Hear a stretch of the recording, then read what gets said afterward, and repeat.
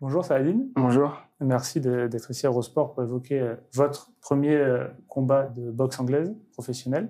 Ce sera le 4 octobre à l'Adidas Arena. Qu'est-ce que ça représente pour vous, cette exploration d'un nouveau sport? C'est plus une opportunité ou une vocation peut-être plus profonde? C'est une vocation un peu plus profonde. J'aime ce sport, je fais ce sport depuis longtemps. Donc ça va être nouveau pour moi et j'ai hâte de faire mes débuts en boxe anglaise.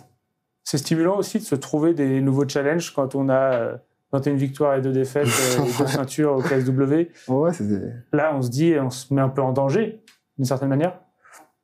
Oui et non, c'est un rêve. C'est un rêve qui devient réalité. J'ai toujours voulu combattre en boxe anglaise. Et là, avec l'opportunité que j'ai, donc j'ai un petit peu, on va dire, un trou dans mon calendrier. Donc pour moi, c'est top, je peux naviguer avec les deux.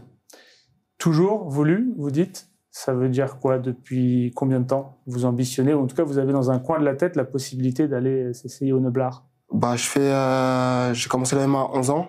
Dans la MMA, on retrouve beaucoup la boxe anglaise. Donc ça a toujours été un côté que j'aimais, que je kiffais.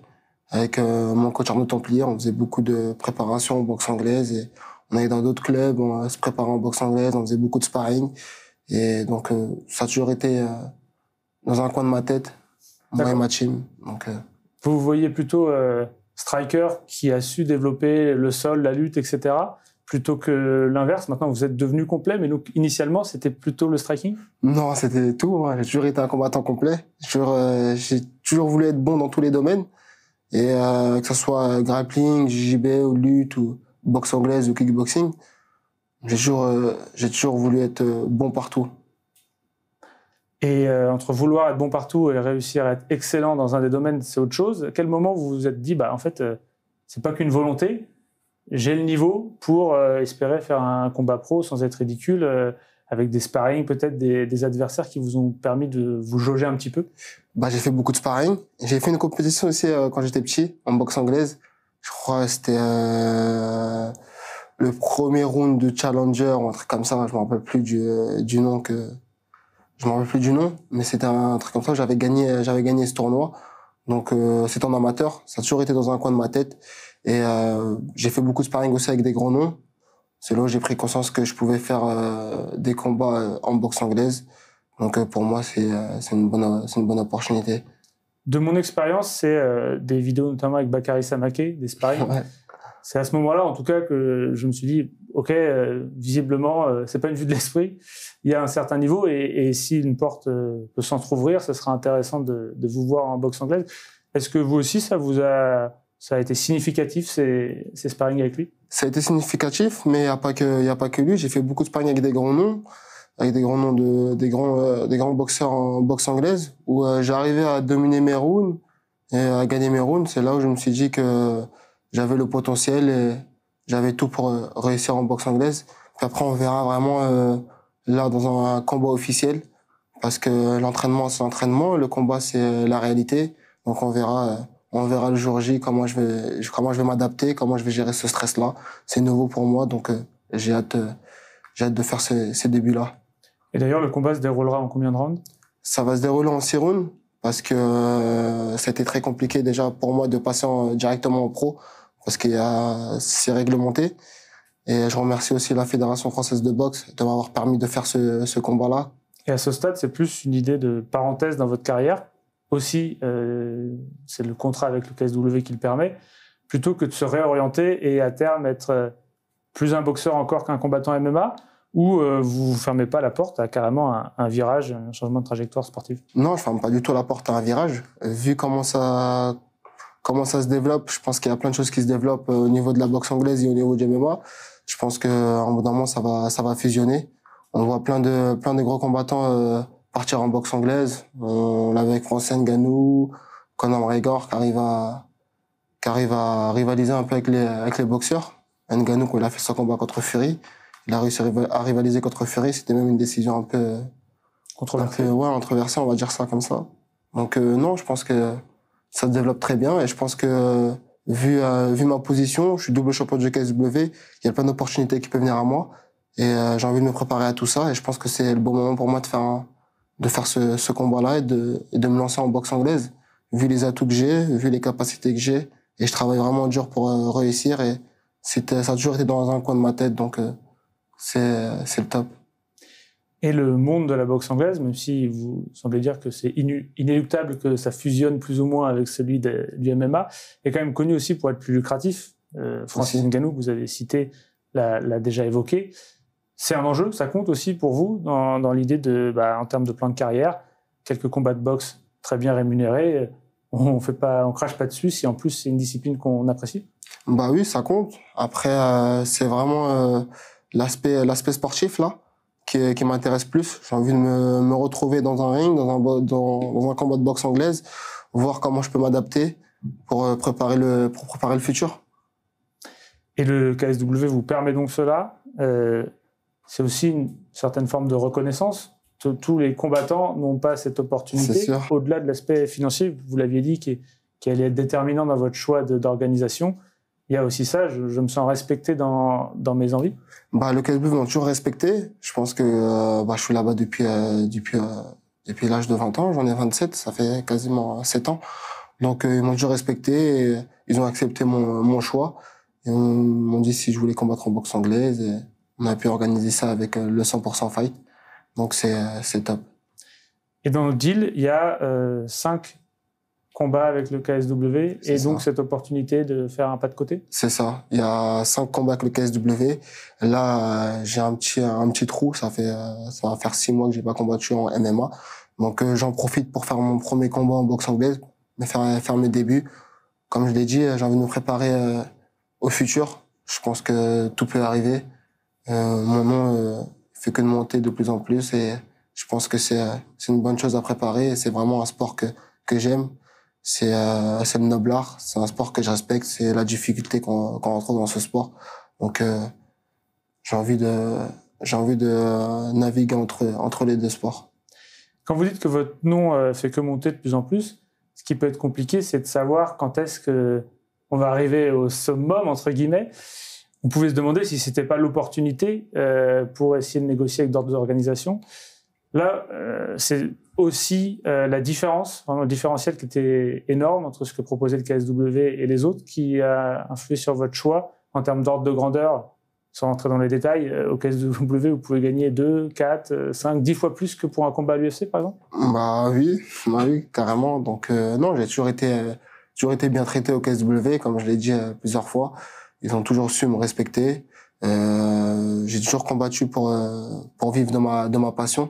Là, j'en vis pleinement et c'est l'essentiel. Et chez nos confrères d'RMC, vous disiez justement, ce sera celui qui paye le plus, qui saura me convaincre. Normal. Est-ce que vous allez rester dans cette optique à la fin de ce deal-là, où il arrivera un moment où entre le facteur sportif et le facteur financier, vous considérez peut-être que vous aurez en quelque sorte assuré pour vous et votre famille, et là le facteur compétitif repassera dessus, ou vous pensez que non, vous êtes dans l'optique d'un plan de carrière assez rationnel? Moi, je suis dans l'optique dans mon carrière de gagner un maximum d'argent et le côté sportif ici aussi. Après, on vit dans un monde où c'est compliqué, hein. C'est compliqué, donc des critiques on va recevoir tout le temps. Même un champion du UFC reçoit des critiques, donc non, je serai toujours dans la même optique.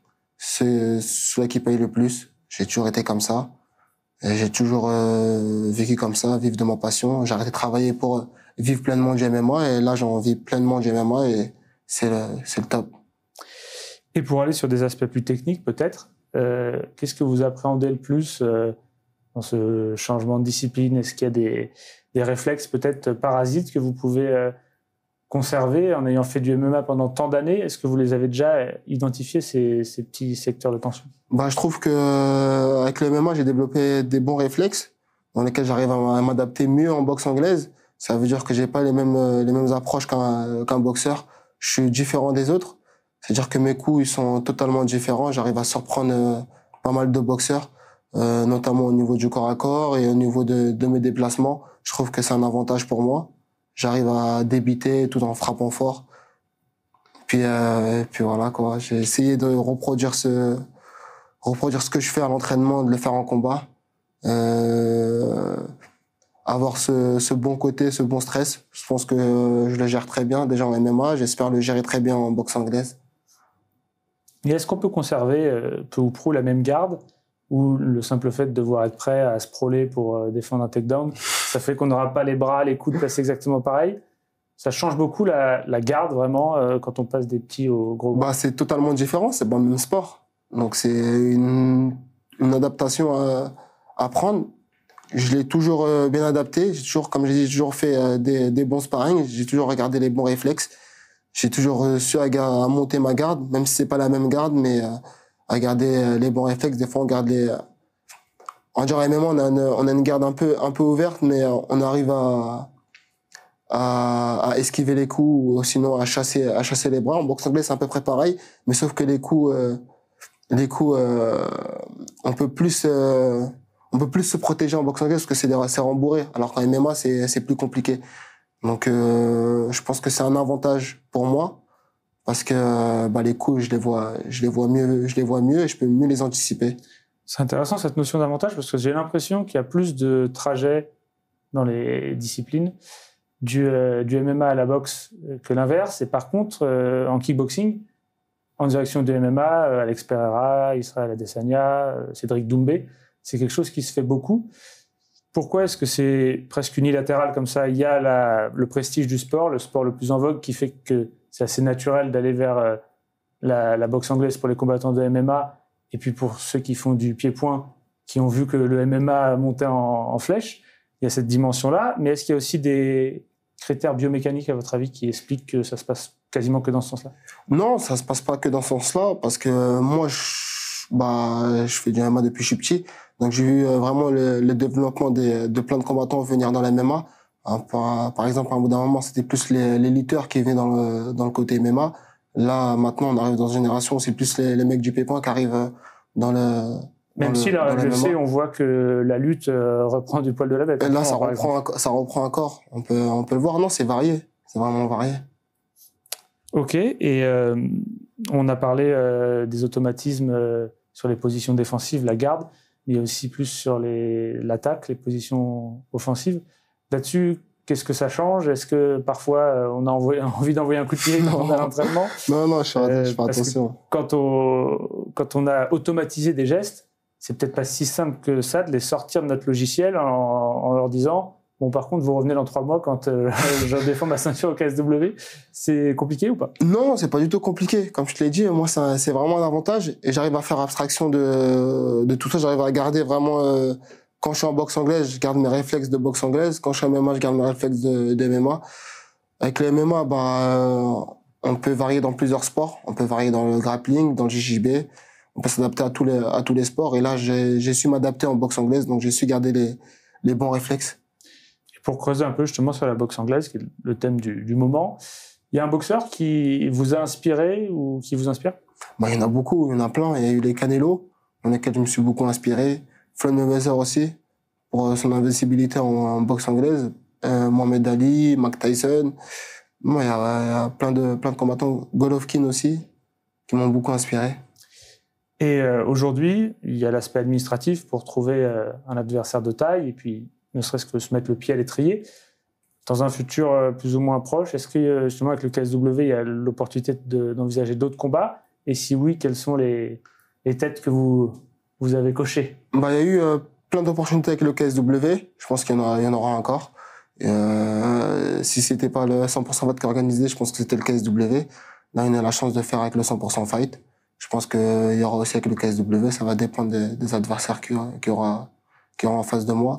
Et est-ce qu'il y en a que vous avez ciblé aussi parce que, en envisageant dans une dimension marketing, est-ce que ça pourrait représenter un choc franco-français ou autre? Non, le KSW, ils sont très hardcore. C'est-à-dire qu'ils peuvent me mettre un combattant qui pèse plus de 20 kilos, 30 kilos face à moi. Ça les dérange pas du tout. Ouais, c'est vraiment. Donc, non, moi, je suis un mec qui aime bien relever les défis. J'ai jamais choisi un combat de ma vie. On m'a toujours dit, t'affrontes un tel. Jamais refusé un combat de ma vie. On m'a toujours dit, t'affrontes un tel. Je me suis préparé et j'affronte un tel. C'est mon métier. J'ai toujours été comme ça. Donc voilà. Et est-ce que aussi c'est pas un moyen de de compenser la petite frustration qu'il peut y avoir. On l'a dit, elle peut être chez vos suiveurs, ne pas vous voir face à Ilia Topuria, par exemple, mais elle peut être aussi chez vous, au fond de vous dire « j'aimerais quand même me prouver à moi-même que je peux être le meilleur ». On va chercher des challenges en visant 3 ceintures au KSW et en essayant d'être bon dans 2 sports différents. Ça compense en quelque sorte ça? Bah, comme je t'ai dit, moi de base, je fais du MMA depuis que je suis petit, je suis un sportif. Ça a été dur pour moi de vivre de ma passion. Donc j'ai toujours travaillé et fait mon sport comme ça. Voilà, donc dès qu'on me proposait un combat, j'ai jamais refusé, j'ai toujours accepté.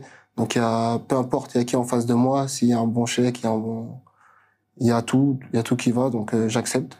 Et il n'y a même pas une petite flamme en vous qui se dit bah, celui-là, visiblement, ce combattant, ça a l'air d'être le meilleur. Je suis capable de le regarder droit dans les yeux, alors j'ai envie de l'affronter. Bah franchement, tu me mets un Ilia Topuria, tu me dis il y a tant, tu vois, tu l'affrontes. J'y vais, je l'affronte. Que ce soit n'importe qui, je l'affronte. Que ce soit n'importe quel combattant. Voilà, je suis vraiment quelqu'un qui est dévoué dans son sport et qui s'entraîne pour gagner ses combats. C'est ça ma priorité, gagner mes combats. C'est comme un contrat, on me dit il y a un contrat sur ce type, il y a tant à prendre. C'est parti, on y va. D'accord, mais c'est pas vous qui placez la cible. C'est pas moi qui place la cible. On le fait pour vous, mais vous refusez jamais. C'est ça, je refuse jamais.